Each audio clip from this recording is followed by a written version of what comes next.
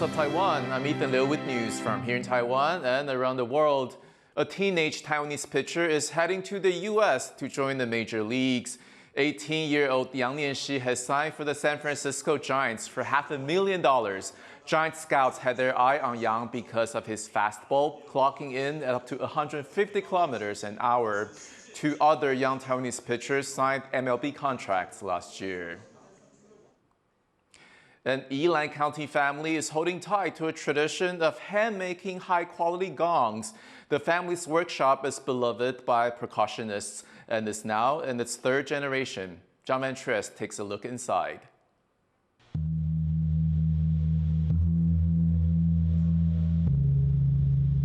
No temple celebration or traditional parade would be complete without the crash and boom of gongs. And these beautiful bronze creations are a staple of the contemporary stage too, with percussionists pushing their sonic possibilities to their limits.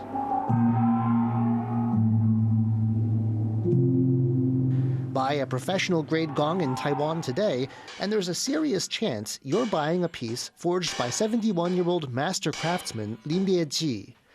His workshop in the northeast county of Yilan accounts for 80% of national production.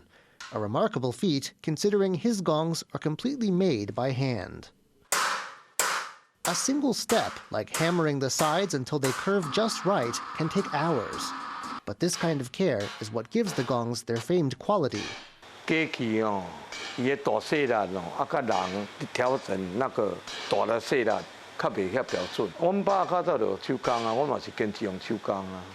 This family enterprise got an unexpected start in 1947. A local traditional music troupe had a gong in need of repair. Lin's father was a skilled ironworker, but had no real idea about how to go about fixing a musical instrument.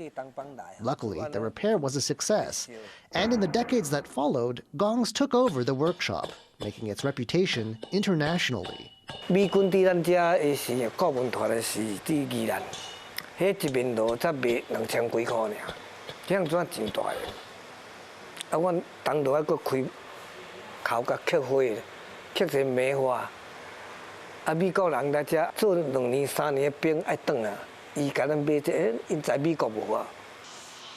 With orders pouring in, the Lin family of 5 was swamped with work, even continuing to toil through the weekend. Though the heyday of demand for handmade gongs may be past, the company is still going strong, thanks to orders from demanding percussionists who know this is the place to get just the sound they want. There are large hanging gongs, carefully hammered to adjust their pitch and tone.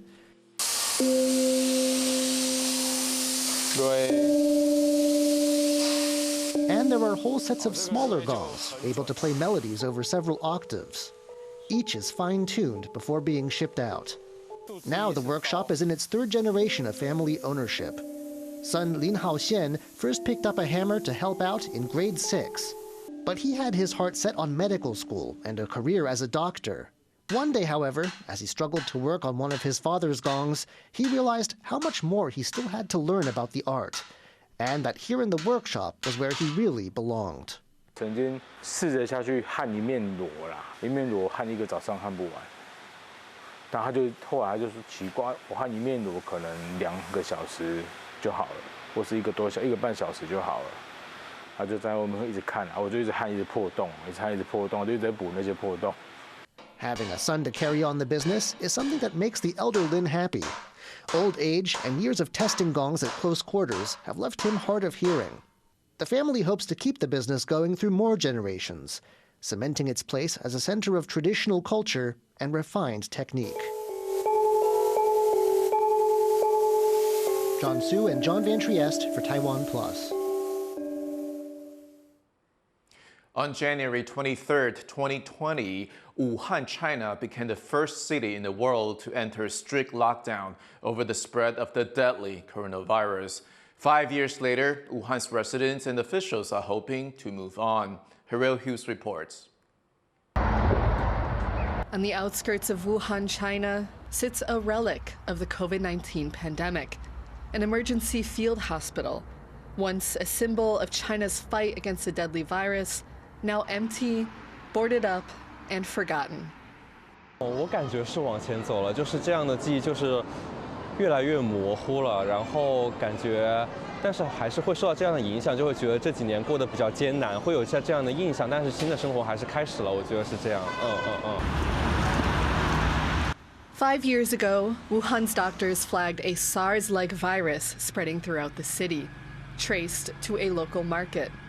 Within weeks, the city's population of 20 million found themselves at the epicenter of a deadly health crisis, with a virus that spread across the world, killing at least 7 million people and infecting over 700 million. On January 23, 2020, the city was the first in the world to go into lockdown, sealing itself off for 76 days. The rest of China followed in a strict zero-COVID lockdown that lasted for 2 years, the effects of which are not so easily forgotten. 就是生活上来说，大家可能或多或少那种焦虑不安，我觉得这是一个很多人的一个常态，然后以及他这个心理变化的一个过程，对，就是都会感觉到很焦虑。5 years later, and the streets of Wuhan are no longer desolate, as the city is once again bustling with life. 然后包括我现在，其实大家对武汉的关注也越来越多，对，然后说武汉是个英雄城市嘛，然后包括现在这几年来武汉的旅游的也越来越多了。The city's only public commemoration of the pandemic sits next to the abandoned hospital on the outskirts of the city. A series of photos dot the wall of a nearby petrol station, faded and forgotten, just like the rest of all traces of the pandemic in Wuhan, as residents and officials look ahead. Eason Chen and Harel Hughes for TaiwanPlus. A group of hunters has stepped up to the challenge of containing wild boar that are wreaking havoc on crops in China's Qingling Mountains. Rosie Gueninger reports. As night falls in China's Qingling Mountains, these hunters emerge, scouring the landscape for boars equipped with knives, tracking technology, and dogs.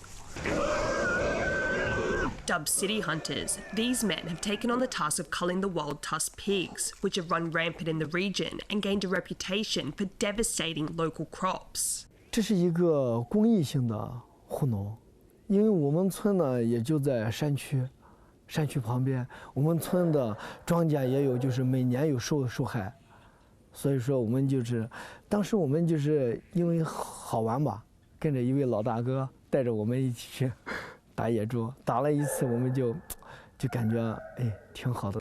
The boars were a protected species for over 2 decades, but they were removed from the list in 2023, their population soaring to 2 million. That's when locals realized the boars were a problem, costing them thousands of dollars in crop losses. 一晚上都是拿着棍，拿着叉，从这气里胡扎胡跑去，一晚不睡觉嘛。For their service, the hunters received bounties of up to $410 from local governments. They've also gone viral on social media, gathering almost 350,000 followers on China's version of TikTok.